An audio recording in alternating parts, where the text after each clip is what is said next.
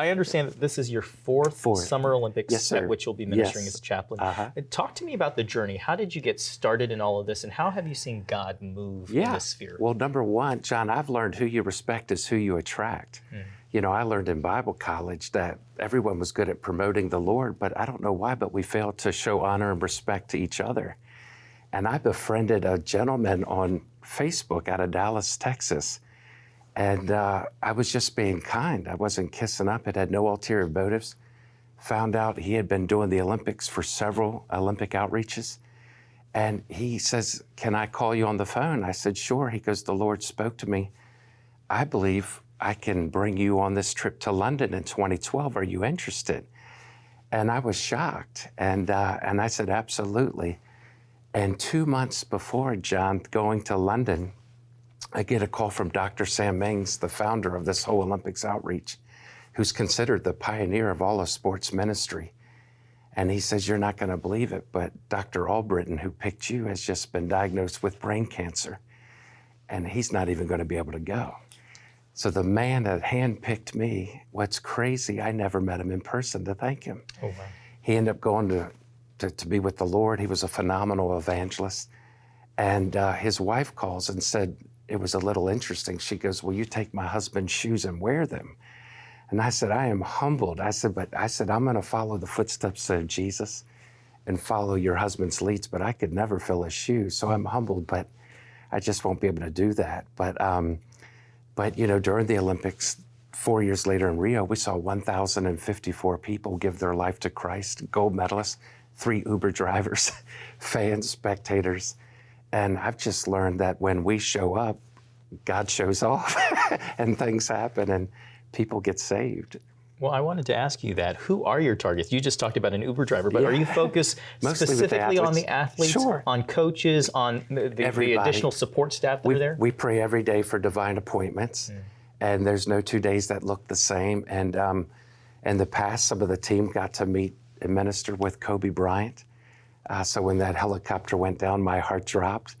You know, they've also been able to connect with LeBron and the Jordans of the past with the Dream Team. But yeah, it's with athletes. I was with one guy, and a boxer from Zimbabwe came up and said, "Frank, will you pray for me? I'm fighting Australia." And kind of like Washington around here, it's almost like don't speak unless spoken to. You know, I used to work on the floor of the U.S. Senate, but I also believe he that has friends must first show themselves friendly. So, you know, there's a time where they're training, but at another time you're just trying to look to try to be Jesus. And I equate our chaplain ministry, it's kind of like spiritual steroids without the guilt. You know, everybody's looking for a competitive edge, but you don't have to do anything false or fake or illegal. You know, if you tap into God and the Holy Spirit, you're going to do better than you ever could. And so we're just trying to be there at some of the most intense times of their life. You know, they work countless hours, days, months, and years with no one looking, and they get ready to get on a stage with the whole world watching. And what's really sad, I've actually seen people who've won gold and not only be disappointed, if they die without God, they were bankrupt. You know, they won in life, but they failed in the afterlife. And then I've seen some folks who've never medaled, but used that platform for God's glory. They weren't cussing when everyone else was. And they actually were shining a light, not only to their teammates, but to the whole world. So I love that verse, whatever your hand finds to do it for God's glory. And I have the saying, some of us preach, some of us teach, but we each can reach. The Zimbabwean athlete who sought you out to pray for. How do they know, like, where are you? How do they know Great where question. you are? How can they tell that you're a chaplain? And then also, how do you pray with them? He said, "I'm going up against Australia." You're not praying, "Oh, Lord, help him beat Australia."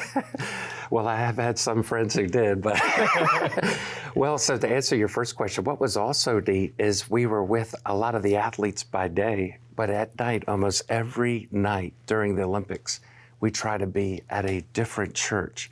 So where we're pulling the local church, local pastors to do an outreach, not only to bless their community of believers, but each one bring one. We're bringing fans, we're passing out invites. And 2 days out of the entire Olympics, we'll do a night of champions where Dr. Mings would bring in, you know, Carl Lewis, the Olympian of the century, 9-time gold medalist. And he would come in And what's interesting, John, this current batch of Olympians look at Carl like the world looks at the current Olympians. He was like, the Michael Jordan of his day. And so a lot of folks may not know the Lord, but they'll come to the Night of Champions. And we've had 1,500 people show up, including dozens and dozens of current Olympians, to hear what was the secret to their success. And it may have been a cheerleader to the Dallas Cowboys. It may have been a guy that played on Team USA in the past. And then we'll have a well-known singer get up, sing one song. And then it's that be instant in season, out of season. And they may point to me that night and say, Frank, give a 5-minute sermonette. But I'd actually not only preach the gospel, we'd give like a Billy Graham scale altar call. And we have seen hundreds and hundreds and hundreds come to Christ. Just in Rio, we saw 1,054 people give their life to the Lord. So if you ask me next week how many, it was 1,054, because Shakespeare said that people lie, don't even tell you the same story twice. But, I just believe that Jesus is not a good way to heaven. He's the only way to heaven. And they're bold in what they do, and we need to be bold in sharing the gospel. A mentor told me this: the first 2 letters of God spell go. The first 2 letters of good news spell go. The first 2 letters of gospel spell go. So we have a green light from God to get going for his glory and get in the game. And I just don't believe that we should be saints sitting on the sideline. We got to get in the game. And Christianity isn't a spectator sport. So, our heart is for them. So some of these athletes, in that case, the guy from Zimbabwe saw me preach, and then he came up to me and said, I'm fighting, will you pray for me? And what I would also tell them, I think of Jesus in the Garden of Gethsemane. He's going into the battle for his life. And yes, not his will be done, but thy will be done. So that's why I usually fall short of saying, hey, we're trying to ask you to win.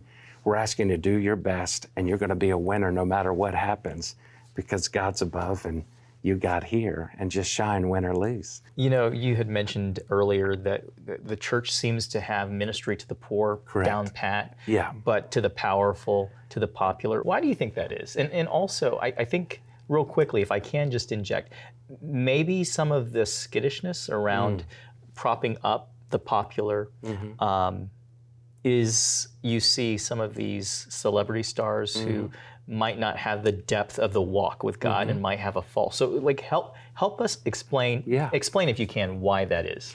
Well, I think the church, I think sometimes even Christians may wrongfully think some of these folks are either untouchable, I can't get close to them, or they wouldn't want to hear about God. And John, if I've learned anything, one of the things I've learned is the people who look like Jesus the least, when you get behind closed doors, they may be open to him the most. I had a friend one time that got to share backstage in Las Vegas with Kiss, Gene Simmons and Paul Stanley. And as they were putting on their black and white makeup to dazzle a crowd, my buddy Dylan Novak from Virginia, one-on-one, is sharing the gospel with 2 of the biggest rockers in the world. Now on the outside, God bless them, I don't know if a lot of people would think that's my target today. And when they shared the gospel, Paul Stanley looked at him and said, thank you for caring for my soul. And he wasn't ready to make a commitment at that point, but the words he used was not only thank you, but he used the word thank you for caring for my soul. Some people may expect to hear a curse word or something else, but the Bible's clear. What would it profit a man to gain the whole world and lose his own soul? So I've also learned that success. I used to be on the floor of the United States Senate, and folks could be in a $1,000 suit and cufflinks with the congressional seal, and they could be friends with cabinet-level people, meetings in the West Wing, and without Christ still feel like they're failing. Or they're dominating in public, but their wife has filed for the divorce, the kids don't even talk to them. And that's why I think is our chance. It all started, I give my godmother a lot of credit, when I was 13. We entered a Rambo 2 contest, and I am not real smart, but I said, Judy, 2 chances are better than 1. If you win, I said, I hope you take me, but if I win, I'll take you. And she rolled her eyes and said, Frankie, we got a better chance of getting struck by lightning. And I'm thinking, if God be for us, who can be against us? Well, she won, and it was an all-expense-paid trip to spend the weekend with Stallone. And at 13, I'm toe-to-toe in Hollywood with the biggest action star in history. Oh. And we gave him a Bible with his name on it. And I just remember thinking at 13 with tears, heaven won't be the same without you. But see, I didn't start out with the famous. I started out with friends by my house. But because I share Jesus in anonymity, I have something to say to those in celebrity. And it was never for me to be seen. It was that the gospel would be heard. And I've learned behind closed doors, everybody's hurting somewhere. I learned in Bible college, if you preach to the brokenhearted, you'll find a hurting soul in every pew. Well, I think that was only half right. I think everybody is privately in pain. But Jesus is still the Prince of Peace. He's the great physician, and he's the wonderful counselor. You know, you had written to me and noted that this is going to be the 100th anniversary of the Olympics in Paris. What do you think the significance of that is? And particularly when you look at what's been happening recently, there was a huge March for Jesus in Paris. You've been seeing mass revivals, which a lot of people thought Europe was spiritually dead. What do you think the significance and the timing of? Well, the 1924 Eric Little, as you know, was where the individual, he was the Flying Scotsman. He was Chariots of Fire. Chariots of Fire, one of the greatest soundtracks of all time when they were running on the beach. And he was a born-again Christian. And he said when he ran, he felt close to God. So when you say the significance, even Carl Lewis said in a shout out for us, this is the 100th anniversary to the date of Paris. And we're always looking for symbolism and how God could connect the dots because he genuinely orders our steps. But I know no one knows the day or the hour, but I am sure if it's been 100 years since it's been back in Paris, I'm convinced, I think the Lord would have returned. So I know for sure that this will probably be Paris's last chance to host something so big. And, you know, Eric Little used his platform for God and won then, and the recipe can still work today.